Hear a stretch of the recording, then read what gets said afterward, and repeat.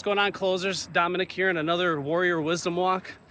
I increased the weight today to 50 pounds just because I did 20 pounds on my Warrior Wisdom Walk yesterday. And I wasn't sore, so I'm basing it off of the soreness. I don't know if that's the best way to go about it, but ramped it up to 50 pounds, see what that feels like. Got my beautiful wife, Kelly Caminata, on the walk with me today. I just got done doing a really powerful leadership presentation with Brianna Heatherington's Mastermind group. I just want to give a big shout out to Brianna Heatherington. I know she's doing amazing things for this industry, helping people level up their mindset so they can level up in every area of their life. Because you lead proportionate to your mindset. You sell proportionate to your mindset. Mindset is everything. But I want to talk about one of the subjects that we covered on this mastermind session that I was invited to speak at. And I talk about leadership. You know, what's the number one measure of effective leadership? And I think it's one word, and it's very simple. The number one measure of leadership is results.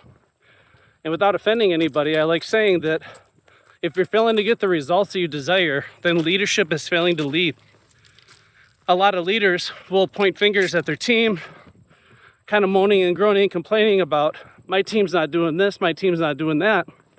But my challenge to all leaders out there is, anytime you're displeased with what your team's doing, the first thing we need to do is get the mirror out and look inwardly at our leadership and ask ourselves, is there things that I'm doing or not doing that's contributing to these results? We can turn here, I guess. Because your team is a mere reflection of leadership, right? For better or for worse. So Rick Grosso used to say it this way. He says, you have the company that you deserve. And again, without offending anybody, we always got to look at our culture, our team, the attitude, the mindset of the team. And you got to think, what am I doing as a leader to contribute to that? But the number one most effective measure of leadership is results, plain and simple. Now, of course, if I'm talking about sales, I'm going to be talking about the revenue, performance, profitability, and culture of my sales team. So are they generating revenue?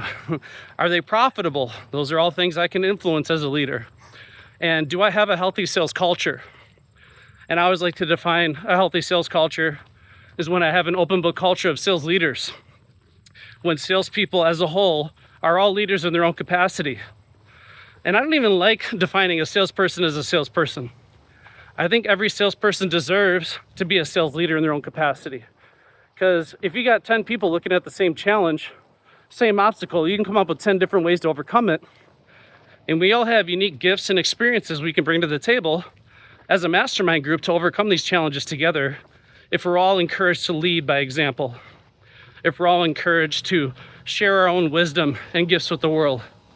So my advice to you is be results oriented as a leader. Try to cultivate a culture of sales leadership. Because leadership multiplies when I can build and grow other leaders within my team. And then do a self-reflection. Am I pleased with the culture of my team, the attitude of my salespeople? What have I done to contribute to this? And what can I begin to do to turn it around? I promise you, if you start working on yourself, focusing on your mindset, getting right with your self-development, that's going to trickle down to your salespeople, and it's going to help you transform the culture of your team one person at a time. So that's our Warrior Wisdom Talk with a 50-pound pack. You can see me sweating already, so it is working. So I hope everyone's having a fantastic day. I appreciate your time, and as always, at Grosso University, yes, you are a closer.